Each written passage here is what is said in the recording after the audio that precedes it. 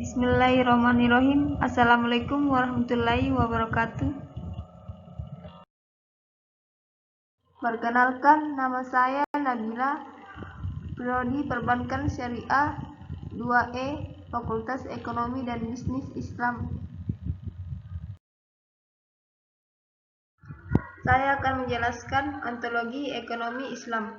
Ekonomi Islam diperlukan untuk yang pertama, menjelaskan kaidah universal tentang realitas ekonomi.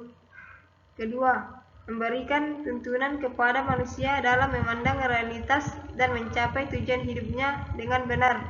Diperlukan 3 bidang yang saling melengkapi. 1. Bidang studi Islam, dirasya Islamiyah. 2. Bidang studi filsafat, logika, etika, epistemologi. 3. Bidang ilmu ekonomi, mikro, makro, sejarah, dan sebagainya.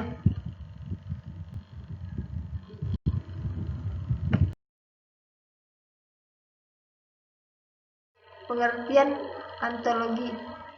Ontologi adalah studi tentang ada dan berada, tentang ciri-ciri esensial dari yang ada dalam dirinya sendiri menurut bentuk yang paling abstrak.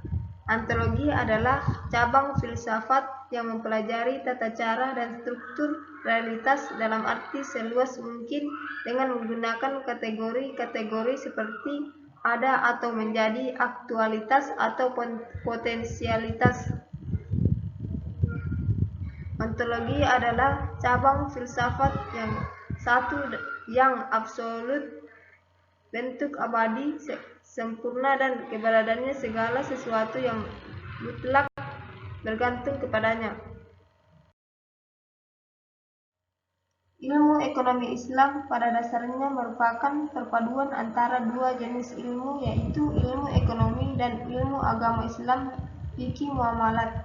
Sebagaimana layaknya ilmu-ilmu lain, ilmu ekonomi Islam juga memiliki dua objek kajian, yaitu objek formal dan objek material.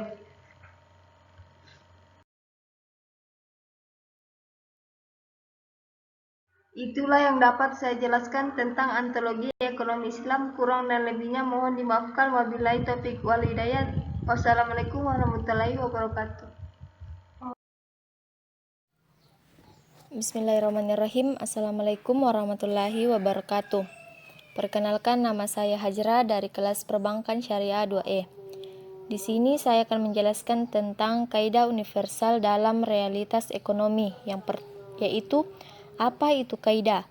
Kaidah adalah patokan atau ukuran sebagai pedoman bagi manusia dalam bertindak. Kaidah juga dapat dikatakan sebagai aturan yang mengatur perilaku manusia dan perilaku sebagai kehidupan bermasyarakat. Kaidah universal dalam realitas ekonomi.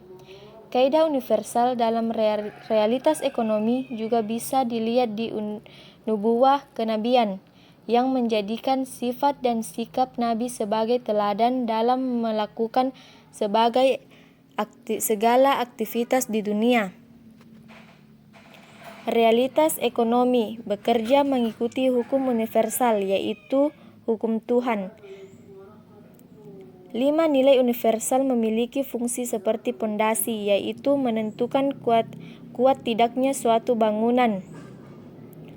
Tauhid atau keesaan Allah memiliki arti bahwa semua yang kita lakukan di dunia akan dipertanggungjawabkan kepada Allah di akhirat kelak.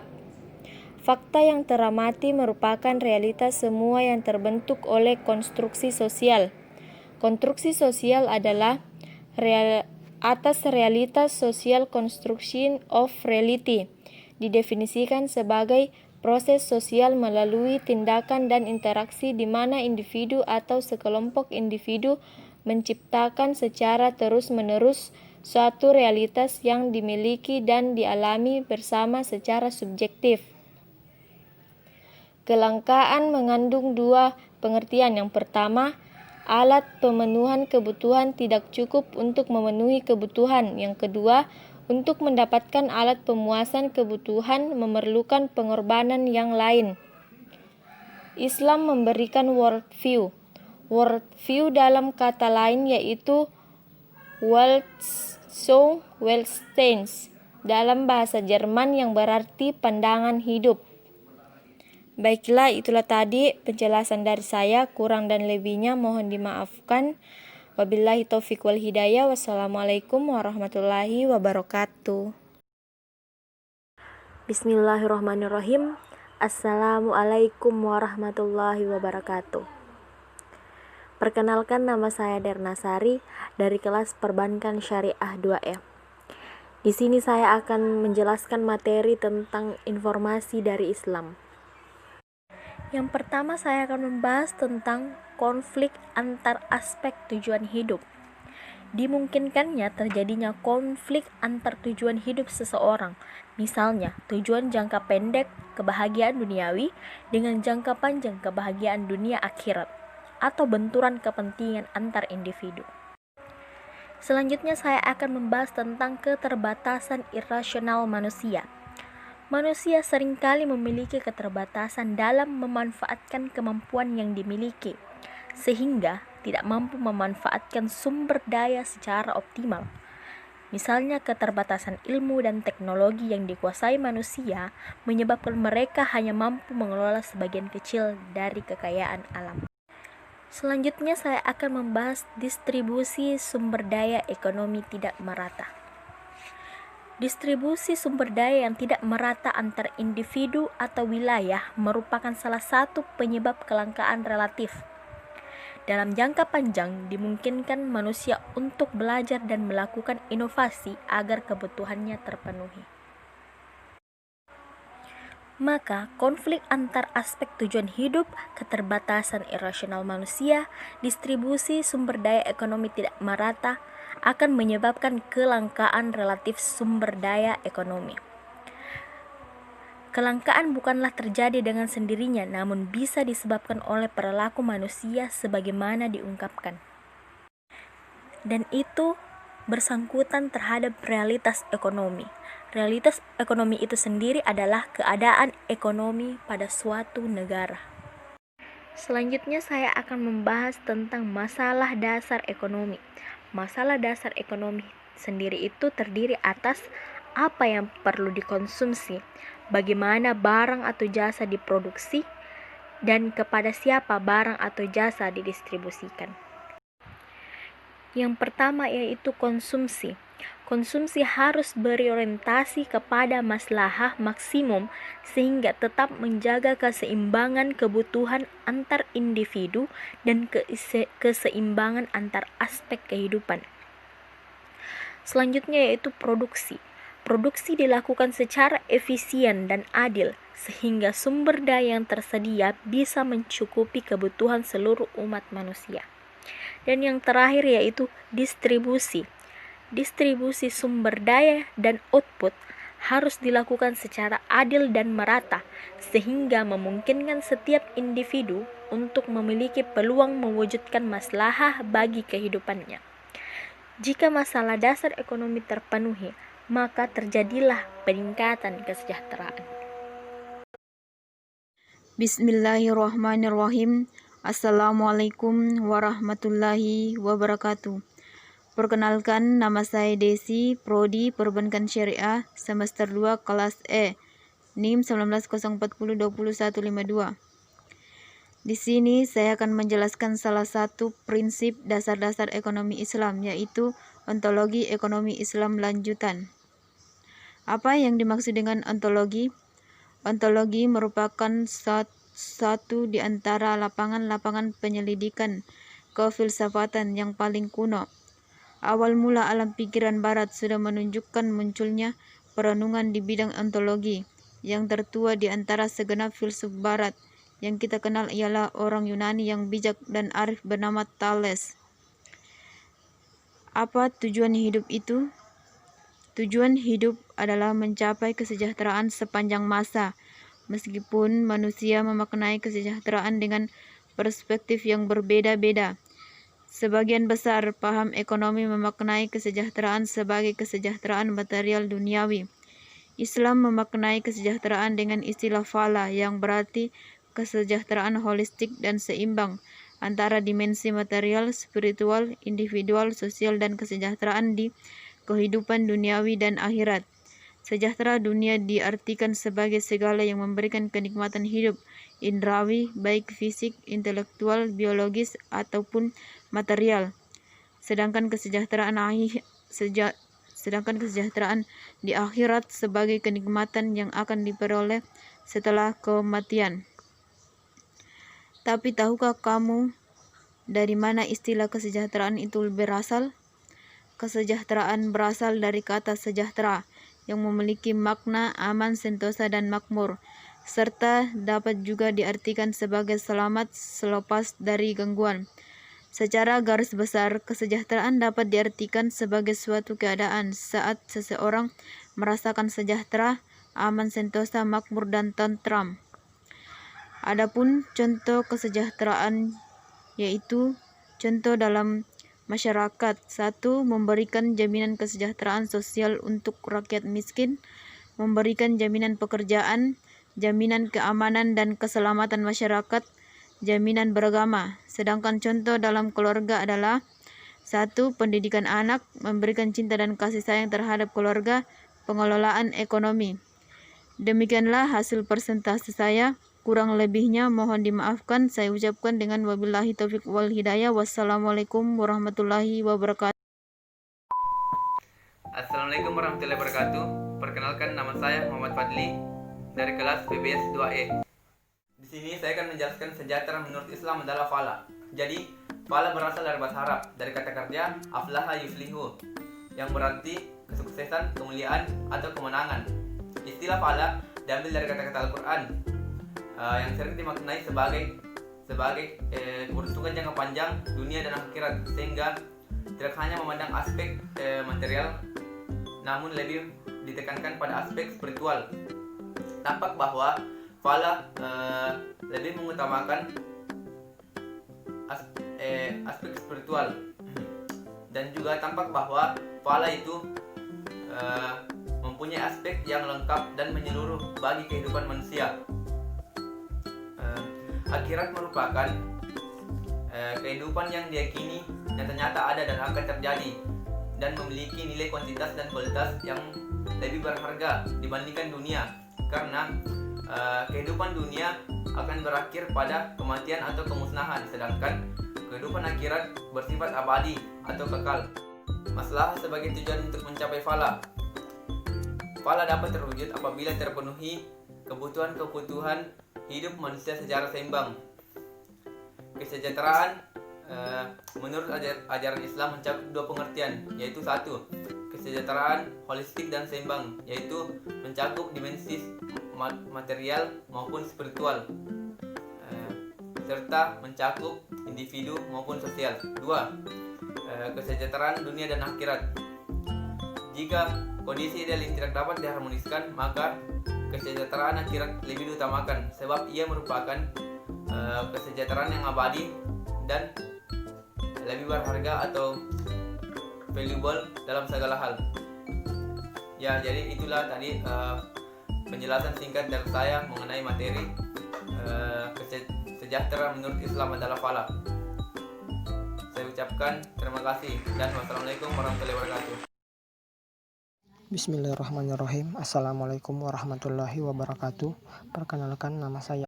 Bismillahirrahmanirrahim. Assalamualaikum warahmatullahi wabarakatuh.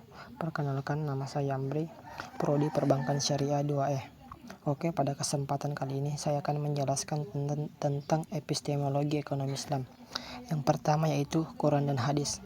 Quran adalah sebuah kitab suci yang diturunkan oleh Allah kepada Nabi Muhammad SAW. Hadis adalah segala tingkah laku Nabi Muhammad SAW berupa perkataan, perbuatan maupun ketetapan. Hadis sebagai sumber hukum dalam agama Islam memiliki kedudukan kedua pada tingkat sumber hukum di bawah Al-Quran. Selanjutnya yaitu Ruhul Islam.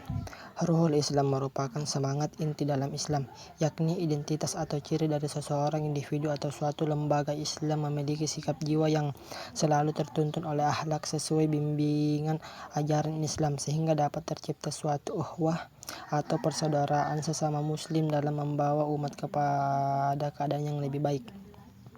Selanjutnya yaitu sejarah Islam. Sejarah Islam adalah peradaban agama Islam yang dimulai dari turunnya wahyu pertama pada tahun 610 Masehi yang diturunkan kepada Rasul yang terakhir yaitu Muhammad bin Abdullah di Gua Hira, Arab Saudi sampai sekarang. Selanjutnya yaitu nilai ekonomi Islam. Nilai ekonomi Islam yaitu prinsip atau nilai sebuah landasan dan dasar pengembangan ekonomi Islam yang terdiri dari 5, yaitu tauhid atau keimanan, adil atau keadilan, nubuwah atau kenabilan, khalifah atau pemerintahan, dan ma'ad atau hasil.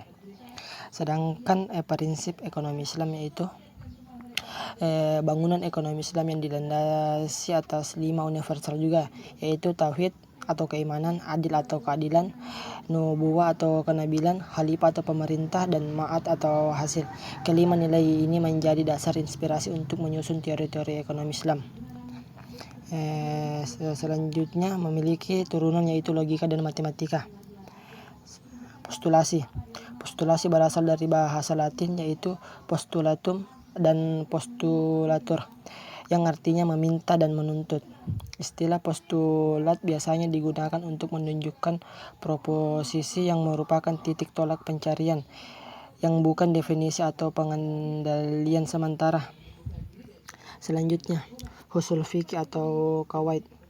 Usul fikih atau qawaid merupakan ilmu yang sangat urgen yang mesti dimiliki para pakar hukum Islam dalam melakukan ijtihad atau istibat al-ahkam baik dalam masalah perbankan syariah, muamalah, sosial, budaya maupun politik. Fikih muamalah ialah ilmu tentang hukum berbagai macam kegiatan atau transaksi yang dilakukan manusia sesuai dengan aturan yang telah diatur dalam Islam. Selanjutnya yaitu konsumsi. Konsumsi ialah suatu kegiatan yang bertujuan mengurangi atau menghabiskan daya guna suatu benda baik berupa barang maupun jasa untuk memenuhi kebutuhan kepuasan secara langsung. Konsumsi dapat dibagi menjadi 2 yaitu konsumsi langsung dan tidak langsung. Selanjutnya produksi. Produksi adalah suatu kegiatan untuk menciptakan atau menambah nilai guna suatu barang untuk memenuhi kebutuhan. Kegiatan menambah daya guna suatu benda dan mengubah bentuknya dinamakan produksi jasa. Selanjutnya yaitu distribusi. Distribusi adalah suatu aspek dari pemasaran.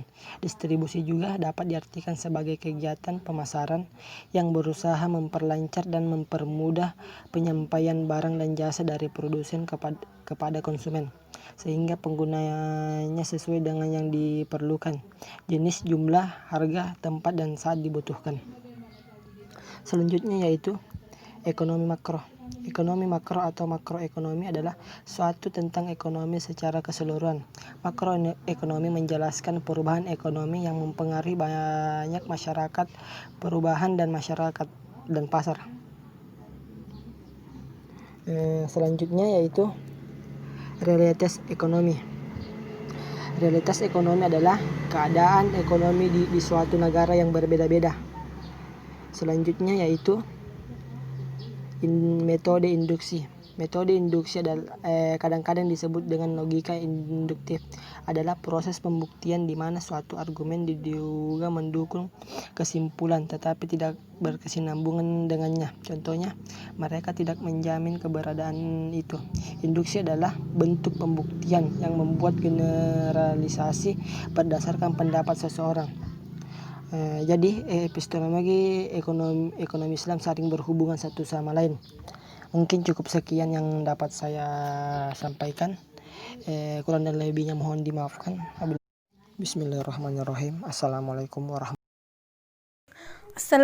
warahmatullahi wabarakatuh. Perkenalkan, nama saya Martika, Prodi Perbankan Syariah 2E. Baiklah, saya akan menjelaskan tentang aksiologi ekonomi Islam. Yang pertama, bagaimana kedudukan moral dalam ekonomi. Moral merupakan bagian integral dari ekonomi Islam, menjelaskan keragaman subjektivitas perilaku ekonomi. Artinya, moral atau akhlak Islam menjadi pegangan pokok dari para perilaku ekonomi yang menjadi panduan mereka untuk menentukan suatu kegiatan adalah baik atau buruk, sehingga perlu dilaksanakan atau tidak. Jika ini bisa terwujud, maka kita bisa mengatakan bahwa moral berperan sebagai penegak dari terwujudnya bangunan ekonomi Islam. Moral menempati posisi penting dalam ajaran Islam, sebab terbentuknya pribadi yang memiliki moral baik atau akhlakul karimah merupakan tujuan puncak dari seluruh ajaran Islam. Sebagaimana sabda Nabi, akhlak moralitas Islam dibangun atas sesuatu postulat keimanan atau rukun iman dan postulat ibadah atau rukun Islam. Artinya bahwa moral ini lahir sebagai konsekuensi dari rukun iman dan rukun Islam. Artinya bahwa moral ini lahir meliputi keimanan kepada Allah, malaikat-malaikat Allah, kitab-kitab Allah, rasul-rasul Allah, qada dan qadar, serta adanya hari pembalasan di akhirat.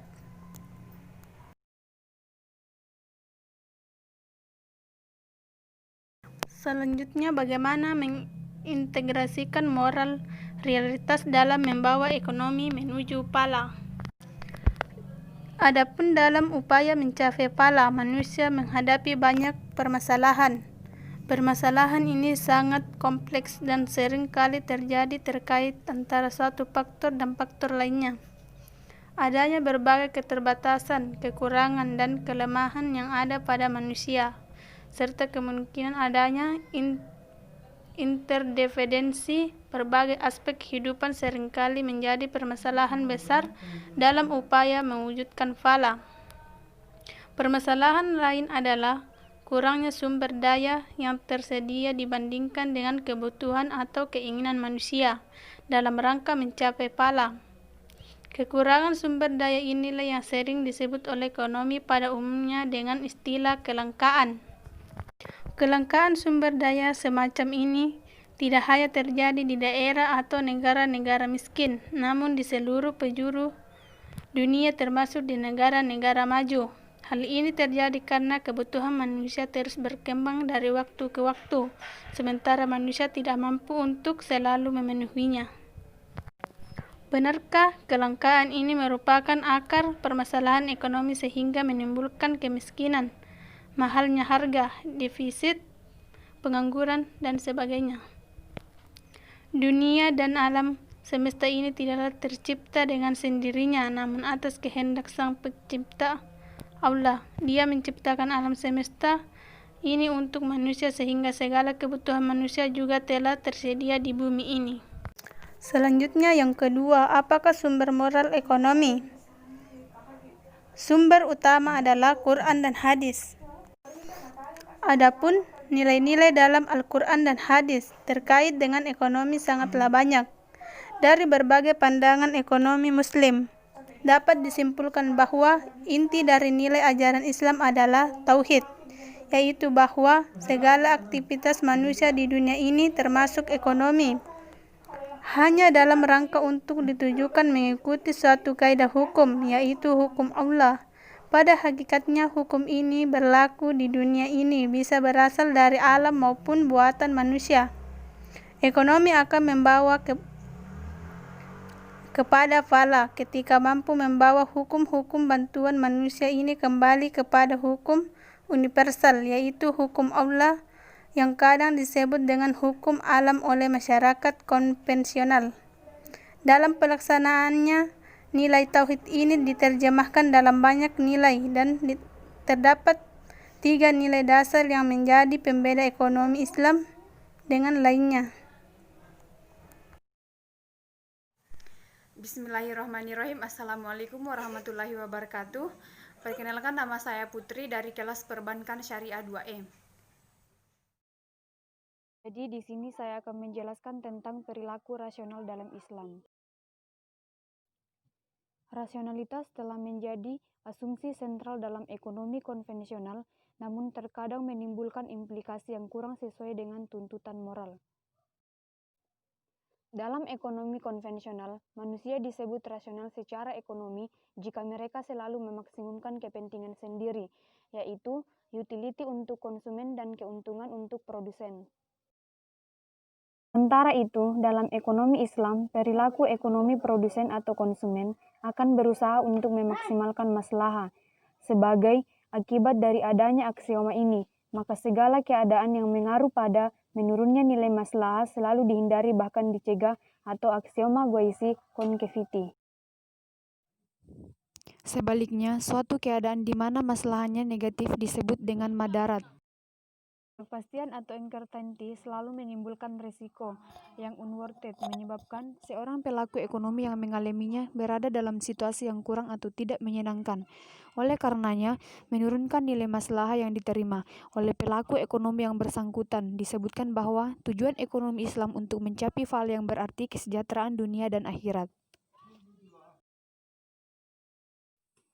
Demi kepraktisan di sini, fala didefinisikan menjadi beberapa strata, tertinggi, tinggi, sedang, dan seterusnya. Strata yang dibuat di sini tidak bertentangan dengan ajaran Islam, mengingat bahwa dalam Islam, surga pun fan strata sampai tujuan strata.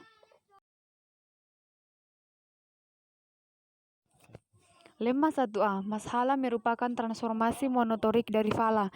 Lemma 1B, setiap perbuatan baik akan meningkatkan probability untuk memperoleh M di akhirat. Sebaliknya, setiap perbuatan buruk akan meningkatkan probability untuk memperoleh M. Lemma 1C, hasil yang mensyaratkan usaha yang besar, yang hasil yang kecil menuntut hati yang kecil. Lemma 1D, usaha dengan tingkat intensitas yang sama akan membuahkan hasil yang sama baik jika hal ini ditunjukkan untuk kebaikan maupun keburukan. Lemma 1E, sebagai akibat dari sifat yang mencintai maslahah atau mashala lovers, maka mashala tidak tunduk pada hukum penurunan marginal. Itulah materi yang saya paparkan. Sekian dan terima kasih. Wassalamualaikum warahmatullahi wabarakatuh. Bismillahirrohmanirrohim. Assalamualaikum warahmatullahi wabarakatuh. Perkenalkan, nama saya Alda, Prodi Perbankan Syariah, Fakultas Ekonomi dan Bisnis Islam.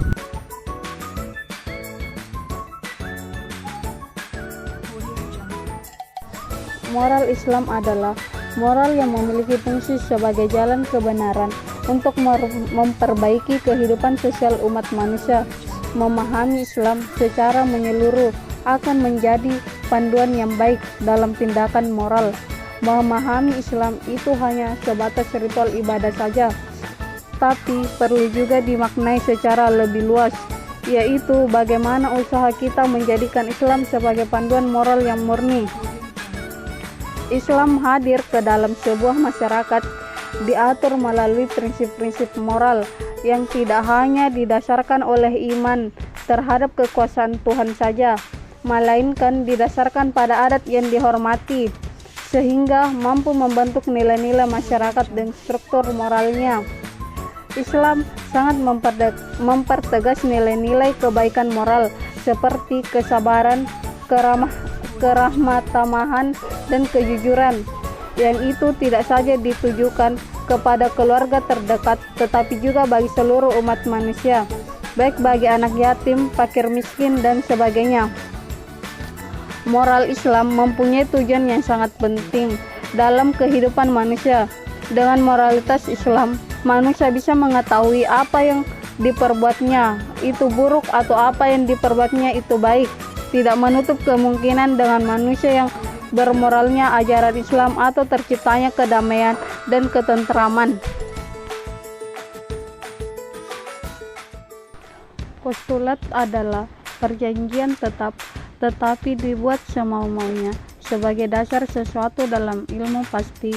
Dalam filsafat ia berarti dalil yang dianggap benar meskipun kebenarannya tidak dapat dibuktikan. Keimanan adalah hal yang mendasar bagi seorang muslim. Keimanan tentunya menjadi pembeda antara seorang muslim atau bukan. Tanpa ada keimanan kepada Allah dan Islam, tentu manusia akan menjadi makhluk yang rapuh, sebagaimana rumah tanpa adanya pondasi yang kuat dan kokoh. Keimanan seseorang tentu dinyatakan melalui pernyataan dan aksi atau perbuatan yang konsisten selama seumur hidup. Tentu tidak akan dinyatakan beriman apabila manusia tidak mengakui keberadaan dan kekuasaan Allah, juga melaksanakan perintah-perintahnya. Hal ini sebagaimana disampaikan dalam ayat berikut, yang artinya, sesungguhnya orang-orang yang beriman itu adalah orang yang hanya beriman kepada Allah dan Rasul-Nya. Kemudian mereka tidak ragu-ragu dan mereka berjihad dengan harta dan jiwa mereka di jalan Allah. Mereka itulah orang-orang yang benar. Quran Surah Al-Hujurat ayat 15. Keislaman adalah agama yang diturunkan Allah Subhanahu wa taala kepada Nabi Muhammad Shallallahu Alaihi Wasallam sebagai Nabi dan Rasul terakhir untuk menjadi pedoman hidup seluruh manusia hingga akhir zaman. Dalam Al-Quran, Islam juga disebut agama Allah. Allah Subhanahu wa taala berfirman, "Maka apakah mereka mencari agama yang lain dari agama Allah? Padahal kepadanya lah berserah diri segala apa yang di langit dan di bumi, baik dengan suka maupun terpaksa, dan hanya kepada Allah lah mereka dikembalikan." Quran Surah Al-Imran ayat 83. Itulah yang dapat saya jelaskan tentang pilar ekonomi Islam. Kurang dan lebihnya mohon dimaafkan. Wabillahi taufiq wal hidayah. Wassalamualaikum warahmatullahi wabarakatuh.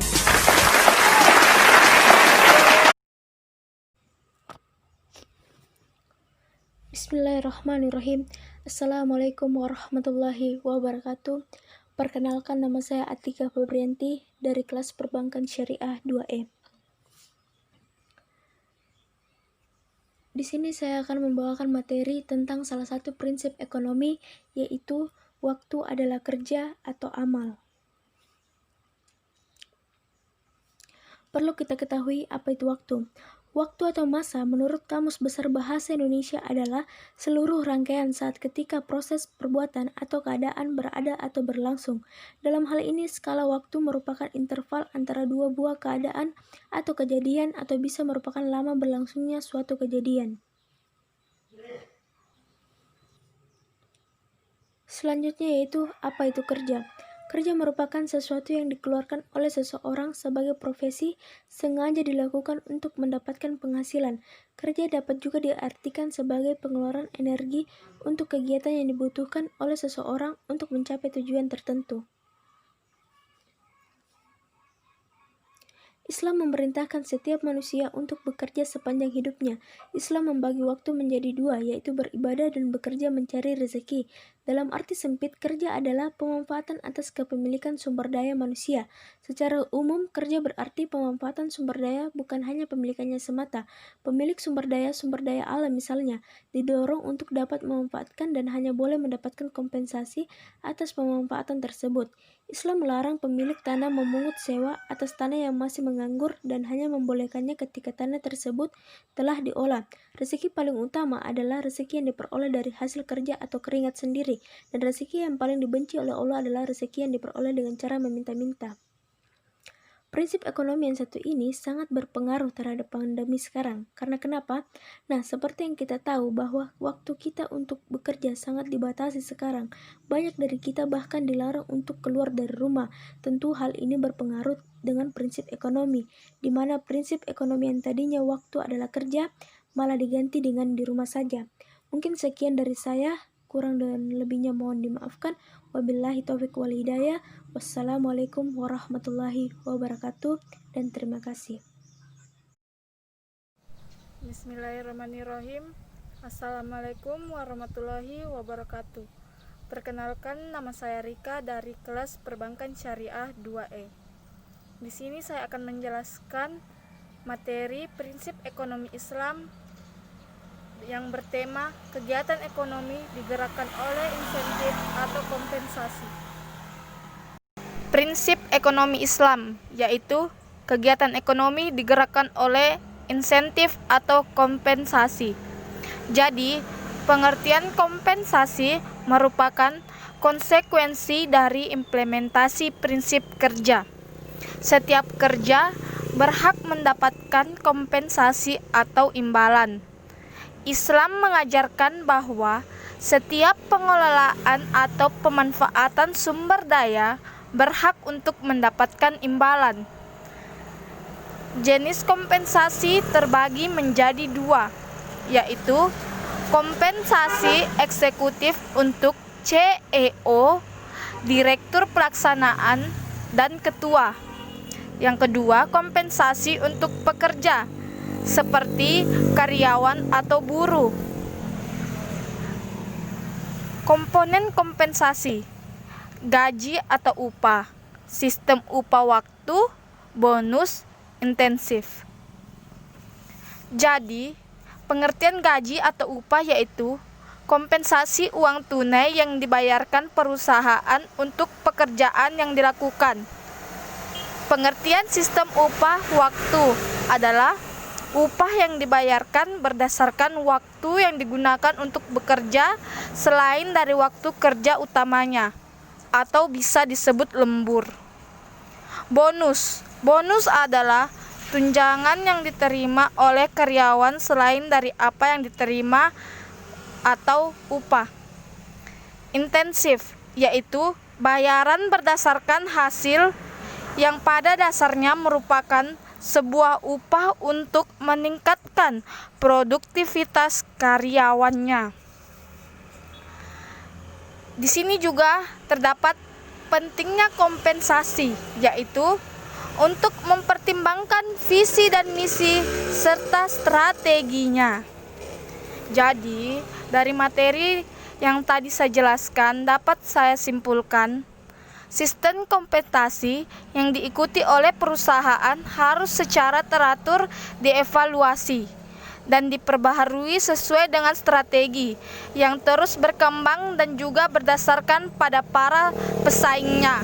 Sebagian besar dibayarkan secara berkala seperti pembayaran bulanan. Itulah hasil materi yang dapat saya sampaikan. Kurang dan lebihnya mohon dimaafkan.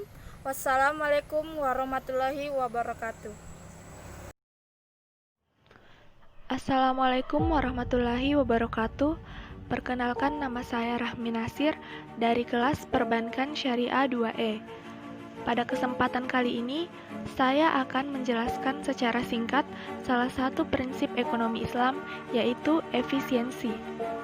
Efisiensi adalah perbandingan terbaik antara suatu kegiatan atau pengelolaan sumber daya dengan hasilnya.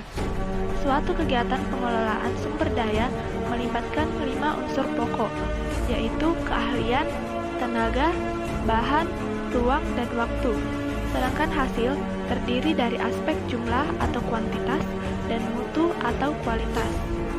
Efisiensi dalam arti umum berarti kegiatan yang menghasilkan output yang memberikan maslahat paling tinggi atau disebut efisiensi alokasi atau allocation efficiency. Dalam arti sempit, efisiensi berarti kegiatan yang menghasilkan output paling banyak dan berkualitas atau disebut efisiensi teknis atau X-efisiensi. Efisiensi teknis diukur dengan perbandingan antara hasil atau output dengan masukan atau input yang digunakan. Semakin tinggi rasio ini, maka semakin efisien pengelolaan sumber daya. Perilaku penghematan merupakan suatu upaya untuk mencapai efisiensi teknis. Meskipun demikian, tercapainya efisiensi teknis tidaklah menjamin tercapainya efisiensi alokatif dengan sendirinya, karena hasil kegiatan belum tentu memberikan maslahat tertinggi bagi masyarakat. Oleh karena itu, perlu dihindari tindakan berlebih-lebihan atau israf, baik dalam hal penggunaan sumber daya dalam konsumsi. Cara mencari efisiensi dapat menggunakan rumus sebagai berikut. Efisiensi sama dengan input target atau input aktual lebih besar dari sama dengan 1. A. Jika input yang ditargetkan berbanding input aktual lebih besar atau sama dengan 1, maka akan terjadi efisiensi. B. Jika input yang diterbitkan berbanding input aktual kurang daripada 1, maka efisiensi tidak tercapai. Sekian penjelasan singkat dari saya, kurang dan lebihnya mohon dimaafkan. Billahi taufiq wal hidayah. Wassalamualaikum warahmatullahi wabarakatuh. Assalamualaikum warahmatullahi wabarakatuh. Perkenalkan, nama saya Yusfian Ahmad, kelas Perbankan Syariah 2E semester 2. Baik, saya akan menjelaskan salah satu prinsip dasar ekonomi Islam, yaitu bagian keempat, profesionalisme atau profesionalis. Baik, saya akan menjelaskan tentang profesionalisme. Profesionalisme merupakan implikasi dari efisiensi.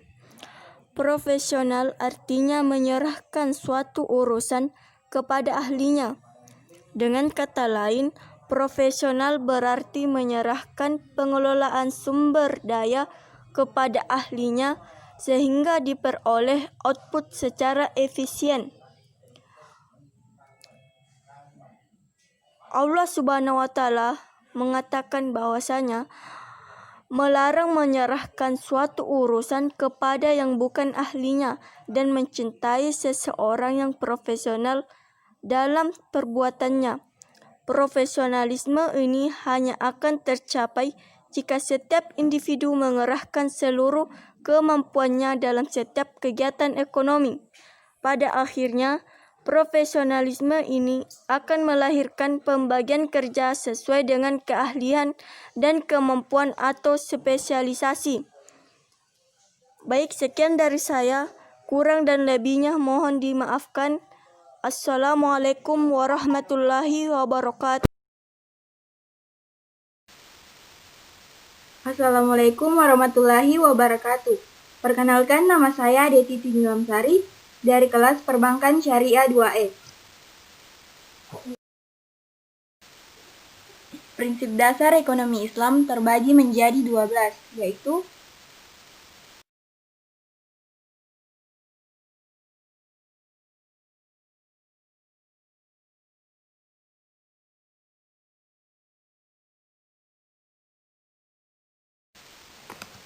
Jadi, kali ini saya akan menjelaskan salah satu dari 12 prinsip dasar ekonomi Islam, yaitu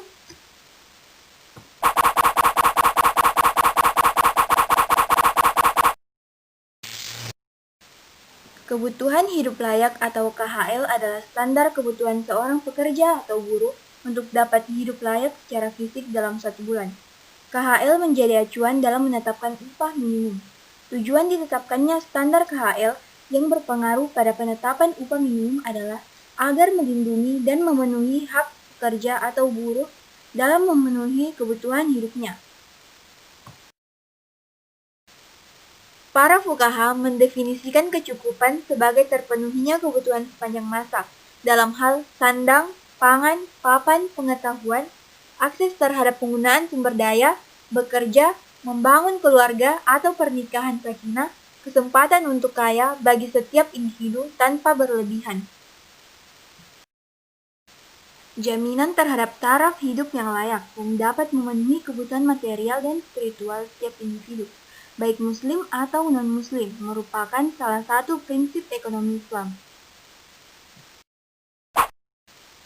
Kelayakan ini tidak hanya diartikan pada tingkat darurat, di mana manusia tidak dapat hidup kecuali dengannya, ataupun bertahan hidup saja, tetapi juga kenyamanan hidup. Sebagai konsekuensinya, setiap individu harus mendapatkan kesempatan menguasai dan mengelola sumber daya. Tindakan yang merusak serta merugikan harus dihindari agar kecukupan antar generasi terjamin. Sekian materi yang dapat saya sampaikan, kurang lebihnya mohon dimaafkan. Wabillahi taufiq wal hidayah. Wassalamualaikum warahmatullahi wabarakatuh. Assalamualaikum warahmatullahi wabarakatuh. Perkenalkan, nama saya Ade Salsabila dari kelas Perbankan Syariah 2E. Baik, saya akan menjelaskan salah satu prinsip ekonomi Islam, yaitu pemerataan kesempatan memiliki, mengelola, dan menikmati sumber daya. Setiap individu, baik laki-laki atau wanita, muslim atau non-muslim, memiliki kesempatan yang sama untuk memiliki, mengelola sumber daya dan menikmati sesuai dengan kemampuannya. Semua orang diperlakukan sama dalam memperoleh kesempatan. Tidak ada perbedaan antar individu atau kelompok atau kelas dalam masyarakat. Setiap individu harus mendapatkan kesempatan yang sama untuk hidup secara layak, belajar, bekerja, jaminan keamanan, dan kesempatan pemenuhan hak-hak kemanusiaan lainnya. Kesejahteraan dan hasil pembangunan didistribusikan harus kepada setiap orang dan tidak mengumpul pada kelompok tertentu. Sekian dari saya, kurang lebihnya mohon dimaafkan. Wabillahi taufiq wal hidayah. Wassalamualaikum warahmatullahi wabarakatuh. Assalamualaikum warahmatullahi wabarakatuh. Perkenalkan, nama saya Adelia. Saya berasal dari kelas Perbankan Syariah 2E. Di sini saya akan menjelaskan tentang kebebasan individu memilih kegiatan untuk menyelesaikan suatu masalah atau freedom. Islam memberikan kebebasan kepada manusia untuk memiliki sumber daya, mengelolanya dan memanfaatkannya untuk kesejahteraan. Dalam pandangan manusia, memiliki kebebasan untuk mengambil semua tindakan yang diperlukan untuk memperoleh kemaslahan yang tertinggi dari sumber daya yang ada pada kekuasaannya. Manusia diberi kebebasan untuk memilih antara yang benar dan yang salah, yang baik dan yang buruk, yang bermanfaat dan yang merusak. Islam memberikan kebebasan kepada manusia untuk memiliki sumber daya, mengelolanya dan memanfaatkannya untuk mencapai kesejahteraan hidup. Kebebasan tanpa batas justru berpotensi menimbulkan kerugian bagi manusia.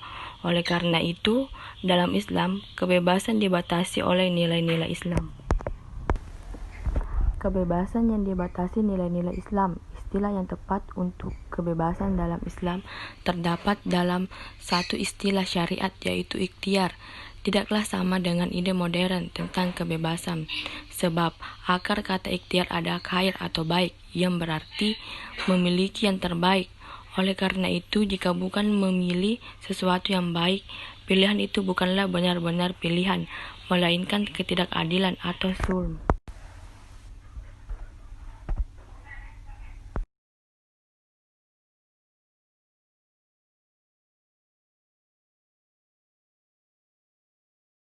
Assalamualaikum warahmatullahi wabarakatuh. Perkenalkan, nama saya Agung Rahmat dari Prodi Perbankan Syariah 2E. Saya akan menjelaskan tentang prinsip ekonomi Islam, yaitu persaingan dalam hal kebaikan dan kebenaran. 1. Persaingan competition. Islam mendorong manusia untuk berlomba-lomba dalam hal ketakwaan dan kebaikan. Demikian pula dalam hal muamalah atau ekonomi, manusia didorong untuk saling berlomba dan bersaing, namun tidak saling merugikan. Dalam suatu sunnah dijelaskan bahwa Allah sendirilah yang menetapkan harga dan manusia dilarang menetapkan harga secara sepihak. Islam memberikan kesempatan antara penjual dan pembeli untuk tawar-menawar, serta melarang dilakukannya monopoli ataupun bentuk perdagangan yang berpotensi merugikan pihak lain. Adapun macam-macam persaingan, yaitu persaingan bersifat pribadi. Bentuk persaingan ini terjadi antara individu dan individu lainnya yang memiliki tujuan pribadi yang sama, bersaing memperebutkan sesuatu yang diinginkan. Dan yang kedua, persaingan bersifat kelompok. Bentuk persaingan ini terjadi antar beberapa contoh kelompok sosial yang memiliki tujuan sama, memperebutkan sesuatu dengan cara-cara positif, bersaing secara sehat. Yang ketiga, persaingan bidang kehidupan. Bentuk persaingan ini terjadi dalam setiap bidang kehidupan, dimulai dari sisi ekonomi, pendidikan, politik, sampai pada kebudayaan. Persaingan semacam ini dapat memacu individu maupun kelompok untuk berpartisipasi dan menimbulkan perasaan need for achievement. Contoh persaingan dalam hal kebaikan dan kebenaran. contoh dalam lingkungan masyarakat. Yang pertama, perlombaan 17 Agustus. Misalnya, dalam memperingati hari kemerdekaan kita akan menjumpai banyak perlombaan yang diselenggarakan di kampung, sekolah maupun beberapa perusahaan. Dalam perlombaan akan terpilih juara 1, 2, dan 3 maupun juara harapan. Tidak semua peserta akan menjadi juara. Terdapat bentuk-bentuk persaingan yang akan terjadi untuk memperebutkan sebuah kejuaraan. Yang kedua yaitu menipu orang lain.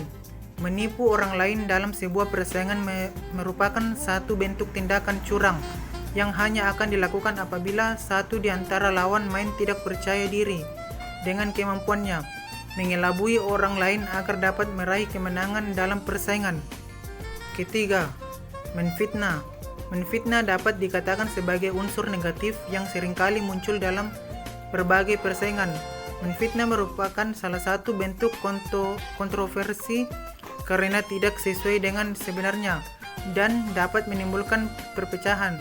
Hal ini merupakan sebuah bentuk interaksi disosiatif. Sekian dan terima kasih.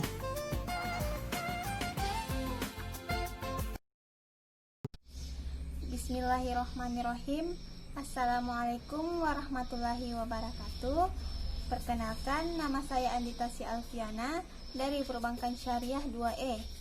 Di sini saya akan membawakan materi tentang salah satu prinsip ekonomi Islam, yaitu kerjasama. Baiklah, di sini saya akan menjelaskan sedikit tentang kerjasama atau cooperation. Manusia adalah makhluk individu sekaligus makhluk sosial. Ia tidak bisa hidup sendiri tanpa bantuan orang lain. Meski beragam, manusia juga memiliki beberapa tujuan yang sama dalam hidupnya. Misalnya dalam mencapai kesejahteraan. Manusia tidak dapat mencapai tujuannya secara sendirian atau bahkan saling menjatuhkan satu sama lainnya. Terdapat saling ketergantungan dan tolong-menolong antar sesama manusia. Kerjasama adalah upaya untuk saling mendorong dan menguatkan satu sama lainnya dalam menggapai tujuan bersama. Oleh karena itu, kerjasama akan menciptakan sinergi untuk lebih menjamin tercapainya tujuan hidup secara harmonis. Islam mengajarkan manusia untuk bekerja sama dalam berusaha atau mewujudkan kesejahteraan. Berbagai macam kerjasama dalam bidang perekonomian Islam, yaitu yang pertama, syirka kerja, merupakan kerjasama antara dua orang atau lebih yang keuntungan dari usaha tersebut dibagi sesuai dengan perjanjian antar kedua pihak tersebut. Yang kedua, syirka inan, merupakan kerjasama antara dua orang atau lebih yang keuntungannya sesuai dengan modal awal dari usaha tersebut. Satu contoh dari kerjasama bidang ekonomi yang berada di masyarakat yaitu koperasi. Masyarakat bisa meminjam uang dari koperasi dan uang yang dipinjam dari masyarakat tersebut dari kerjasama antara anggota koperasi dengan pihak bank yang sama-sama menguntungkan. Cukup sekian dari materi yang saya bawakan, kurang dan lebihnya mohon dimaafkan. Wabillahi taufik wal hidayah. Wassalamualaikum warahmatullahi wabarakatuh. Assalamualaikum warahmatullahi wabarakatuh. Perkenalkan, nama saya Andini Dianugrah dari kelas PBS 2E. Prinsip dasar ekonomi Islam terbagi menjadi 12 bagian.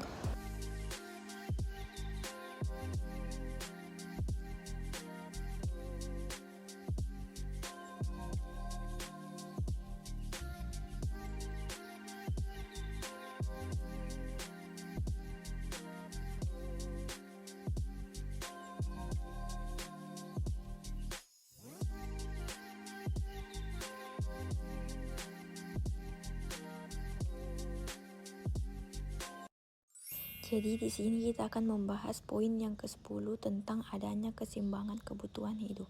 Keseimbangan hidup dalam ekonomi Islam dimaknai sebagai tidak adanya kesenjangan dalam pemenuhan kebutuhan berbagai aspek kehidupan antara aspek fisik dan mental, material dan spiritual, individu dan sosial, masa kini dan masa depan, serta dunia dan akhirat.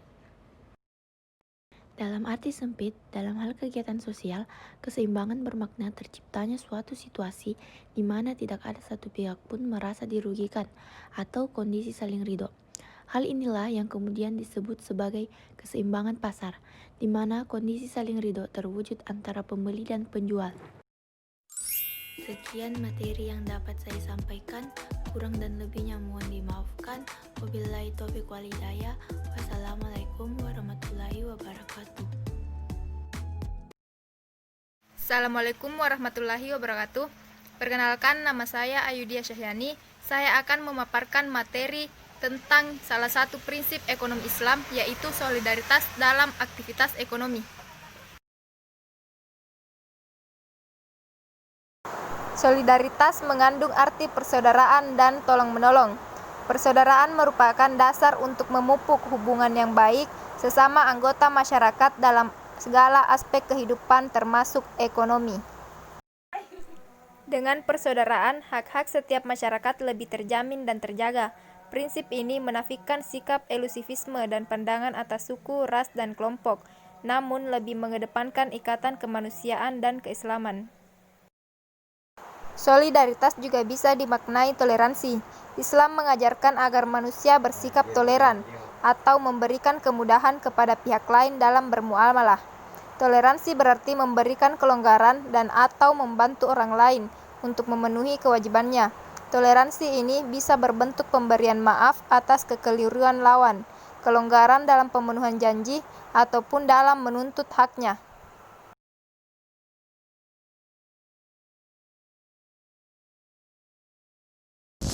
Assalamualaikum warahmatullahi wabarakatuh. Perkenalkan, nama saya Evianti dari kelas Perbankan Syariah 2E. Di sini saya akan menjelaskan tentang informasi simetri atau symmetric information. Kejelasan informasi dalam muamalah atau interaksi sosial merupakan hal mutlak yang harus dipenuhi agar setiap pihak tidak dirugikan. Setiap pihak yang bertransaksi seharusnya memiliki informasi relevan yang sama sebelum dan saat bertransaksi, baik informasi mengenai objek, pelaku transaksi, atau akad transaksi. Suatu akad yang didasarkan atas ketidakjelasan informasi atau penyembunyian informasi sepihak dianggap batal menurut syariat Islam. Dengan kata lain, tidak boleh ada suatu yang disembunyikan.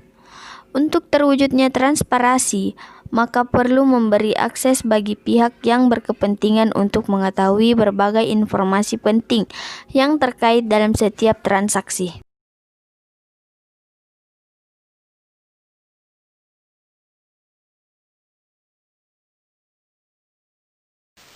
Bismillahirrahmanirrahim. Assalamualaikum warahmatullahi wabarakatuh. Perkenalkan, nama saya Ica Khadijah dengan NIM 19040200009 dari kelas Perbankan Syariah 2E.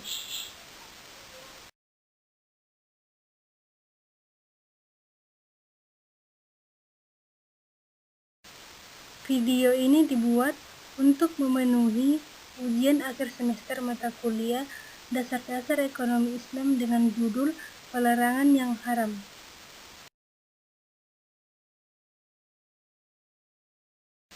Dalam ekonomi Islam, konsumsi dinilai sebagai sarana wajib, yang mana sebagai seorang muslim tidak bisa mengabaikannya, karena Islam mengajarkan seorang muslim mengkonsumsi apa yang dapat menghindarkan dari kerusakan dirinya, dan mampu melaksanakan kewajiban-kewajiban yang telah Allah perintahkan.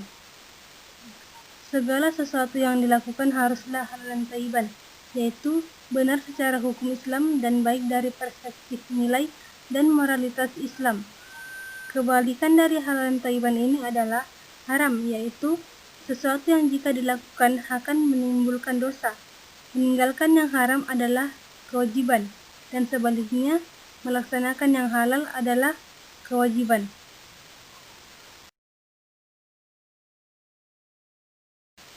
Haram zatnya atau objek transaksinya, yaitu suatu transaksi dilarang karena objek, barang atau jasa yang ditransaksikan merupakan objek yang dilarang dalam hukum agama Islam. Contohnya minuman keras, daging babi, bangkai, kecuali ikan, dan lain-lainnya. Jadi, transaksi jual beli minuman keras adalah haram, walaupun akad jual belinya sah. Contohnya, bila ada nasabah yang mengajukan pembiayaan pembelian minuman keras kepada bank dengan menggunakan akad muraba'ah, maka walaupun akadnya sah, tetapi transaksi ini haram karena objek transaksinya haram. Selanjutnya yaitu haram selain zatnya atau cara bertransaksinya. Yang pertama, maisir.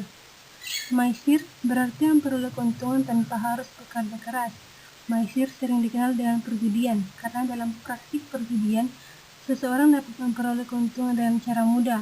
Contohnya, taruhan uang pada permainan kartu atau pertandingan sepak bola. Yang kedua, gharar.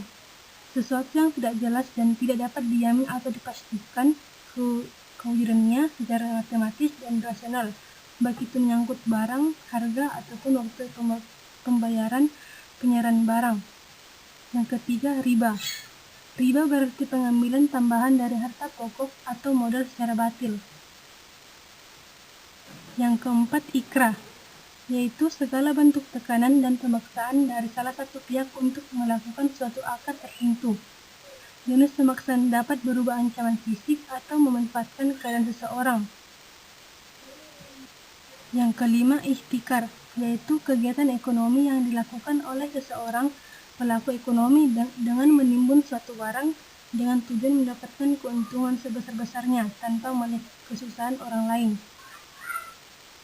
Yang terakhir yaitu tadlis, yaitu sebuah situasi di mana salah satu dari pihak yang bertransaksi berusaha untuk menyembunyikan informasi dari pihak yang lain dengan maksud untuk menipu pihak tersebut atas ketidaktahuan akan informasi objek yang diperjualbelikan. Oke, dalam hal proses, Islam mengharamkan setiap bentuk transaksi karena 3 hal. Yang pertama, perbuatan atau transaksi yang mengandung unsur atau potensi ketidakadilan atau menzalimi atau dizalimi, seperti perjudian, pencurian, perampasan, dan lainnya. Yang kedua, transaksi yang melanggar prinsip saling ridha, yaitu penyembunyian informasi yang relevan kepada pihak lawan transaksi. Yang ketiga, perbuatan yang merusak harkat manusia atau alam semesta seperti prostitusi, minuman yang memabukkan, dan sebagainya. Demikian yang dapat saya sampaikan, kurang lebihnya mohon dimaafkan. Wabillahi taufiq wal hidayah. Wassalamualaikum warahmatullahi wabarakatuh.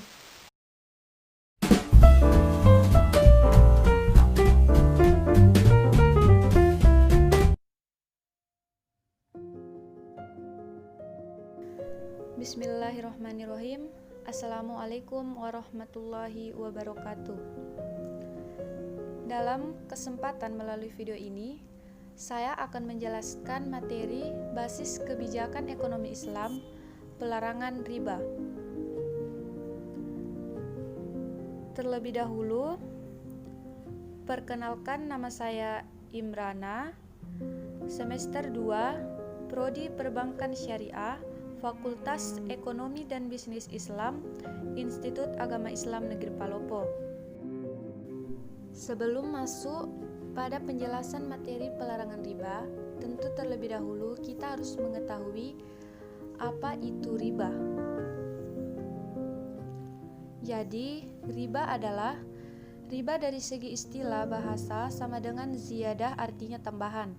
Sedangkan menurut istilah teknis, riba berarti pengambilan tambahan dari harta pokok atau modal secara batil. Terdapat perbedaan pendapat dalam menjelaskan riba. Secara umum, riba adalah penambahan terhadap hutang. Maknanya, setiap penambahan pada hutang, baik kualitas ataupun kuantitas, baik banyak ataupun sedikit, adalah riba yang diharamkan. Secara garis besar, riba terbagi menjadi 2 jenis, yaitu riba hutang piutang dan riba jual beli. Dalam riba hutang piutang terbagi menjadi 2 bagian. Yang pertama riba qard. Riba qard yaitu suatu manfaat atau tingkat kelebihan tertentu yang diisyaratkan terhadap yang berutang. Yang kedua yaitu riba jahiliyah.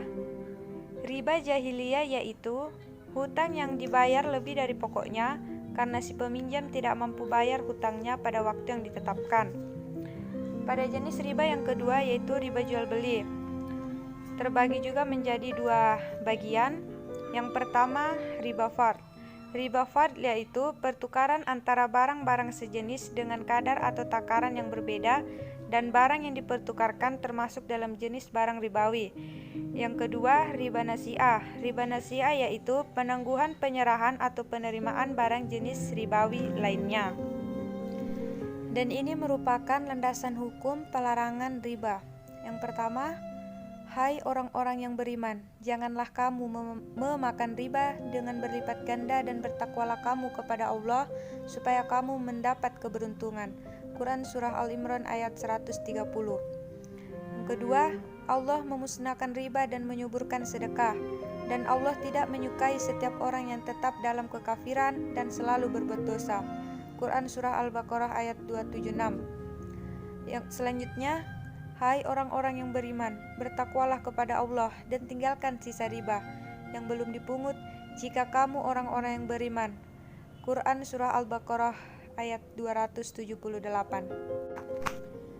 Pelarangan riba dalam Al-Quran terbagi menjadi 4 tahapan. Tahap pertama yaitu menolak anggapan bahwa pinjaman riba pada zahirnya menolong mereka yang memerlukan sebagai suatu perbuatan mendekati atau takarrub kepada Allah Subhanahu wa taala.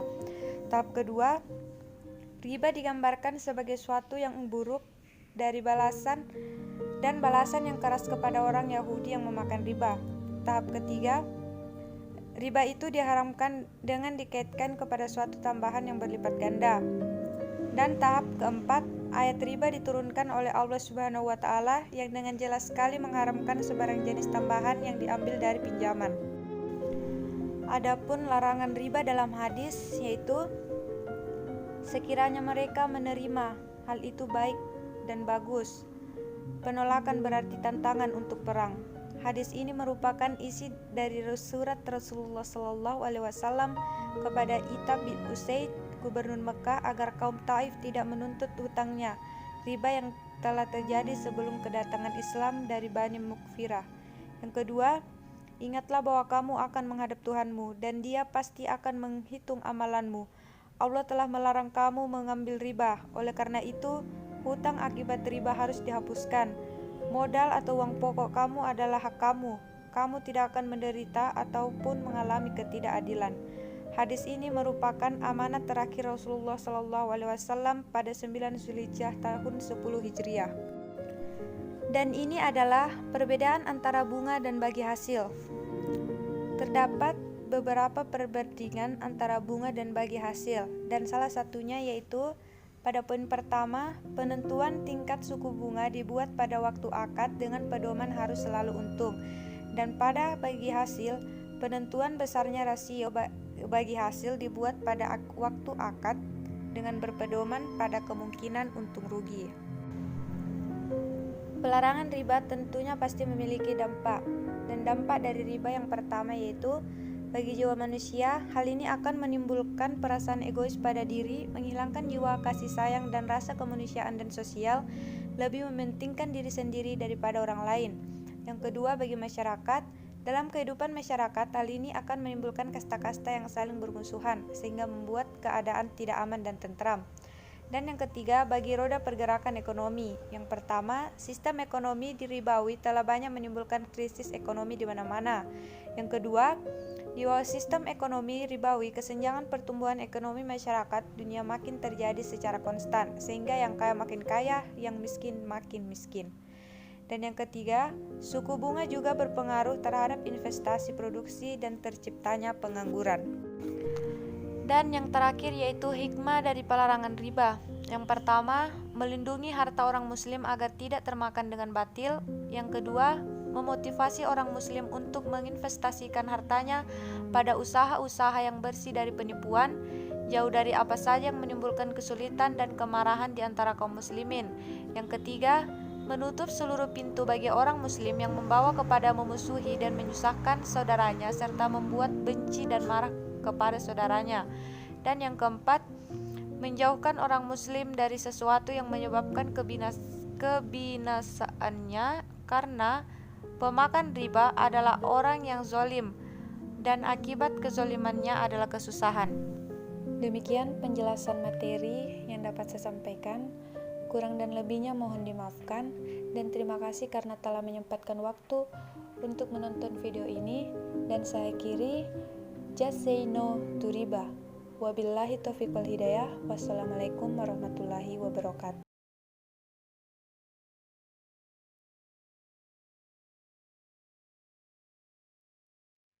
Bismillahirrahmanirrahim. Assalamualaikum warahmatullahi wabarakatuh.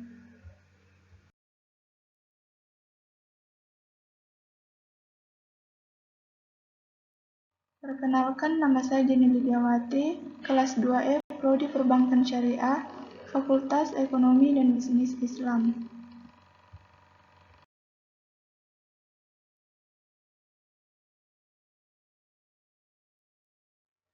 Saya akan menjelaskan mengenai pelembagaan zakat.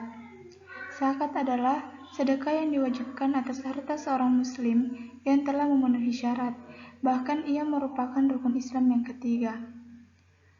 Zakat pada dasarnya merupakan sebuah sistem yang berfungsi untuk menjamin distribusi pendapatan kekayaan masyarakat secara lebih baik. Ia merupakan sebuah sistem yang akan menjaga keseimbangan dan harmoni sosial di antara kelompok kaya dan kelompok miskin.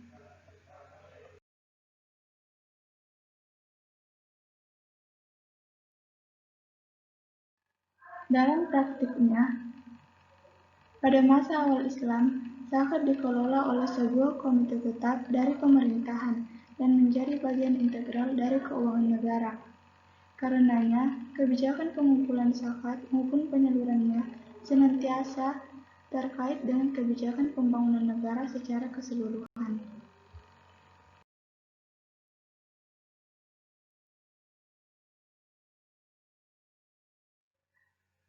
Dalam pemikiran yang ideal, pengelolaan zakat pada era sekarang sebaiknya mengacu pada strategi pelembagaan. Namun, jika kondisinya tidak memungkinkan, pelembagaan zakat ini harus dipahami sebagai upaya untuk profesionalisasi zakat sebagai sebuah sistem distribusi kekayaan dan pendapatan yang nyata. Dalam pengertian yang lebih luas, pelembagaan zakat juga bermakna perlunya komitmen yang kuat dan langkah yang konkret dari negara dan masyarakat untuk menciptakan suatu sistem distribusi kekayaan dan pendapatan secara sistematik dan permanen. Langkah ini merupakan wujud nyata yang lain dari upaya menciptakan keadilan sosial. Zakat mencerminkan komitmen sosial dari ekonomi Islam.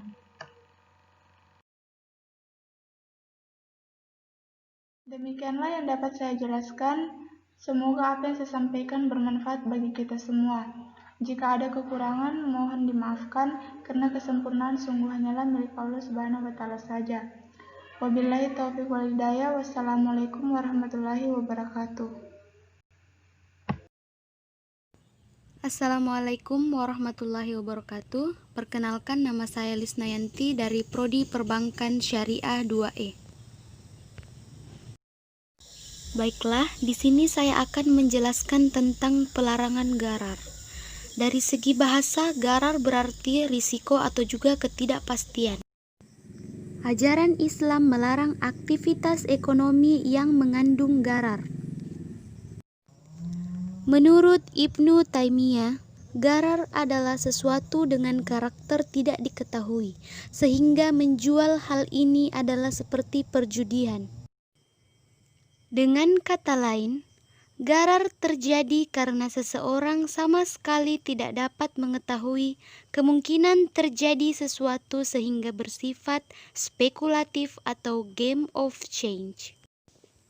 Dapat disimpulkan juga bahwa gharar adalah transaksi dengan hasil yang tidak dapat diketahui atau diprediksi. Ketidakpastian ini terjadi karena adanya kekurangan informasi oleh para pihak. Sebagai misal dalam hal jual beli dengan harga yang tidak ditentukan di muka atau jual beli binatang yang masih berbentuk janin. Sebuah transaksi bisnis yang islami adalah transaksi yang saling menguntungkan. Pelarangan gharar membawa implikasi dihapuskannya berbagai bentuk kegiatan yang mendorong spekulasi dan perjudian dalam berbagai aktivitas ekonomi. Gharar akan menciptakan instabilitas dan kerapuhan dalam perekonomian, baik dalam jangka pendek atau jangka panjang. Itulah tadi sekilas pembahasan tentang pelarangan gharar. Semoga bermanfaat. Wassalamualaikum warahmatullahi wabarakatuh. Assalamualaikum warahmatullahi wabarakatuh. Perkenalkan, nama saya Maulida dari kelas Perbankan Syariah 2E. Nah, di sini saya akan menjelaskan prinsip ekonomi, yaitu pelanggaran haram. Dalam ekonomi Islam, segala sesuatu yang dilakukan harus halalan thayyiban, yaitu benar secara hukum Islam dan baik dari perspektif nilai dalam moralitas Islam. Kebalikan dari halalan thayyiban adalah haram, yaitu sesuatu yang jika dilakukan akan menimbulkan dosa. Meninggalkan yang haram adalah mutlak kewajibannya. Haram dalam hal ini bisa terkait dengan zat ataupun prosesnya. Dalam hal zat, Islam melarang mengonsumsi, memproduksi atau mendistribusi dan seluruh mata rantainya terhadap beberapa komoditas dan aktivitas antara lain alkohol atau kamar atau sejenisnya yang mengurangi atau menghilangkan akal sehat, daging babi dan kebanyakan dari binatang buas, bangkai kecuali ikan, hewan yang disembelih bukan atas nama Allah, dan lain-lain. Dalam hal proses, Islam mengharamkan setiap bentuk karena 3 hal. Yang pertama, perbuatan atau transaksi yang mengandung unsur atau potensi ketidakadilan, menzalimi atau dizalimi, seperti perjudian atau pencurian, perampasan, riba, dan gharar. Kedua, transaksi yang melanggar prinsip relevan, saling ridha dan tadlis, yaitu penyembunyian informasi yang relevan kepada pihak lawan transaksi. Ketiga, perbuatan yang merusak harkat manusia atau alam semesta, seperti prostitusi, minum yang memabukkan, dan sebagainya. Sekian dan thanks for watching.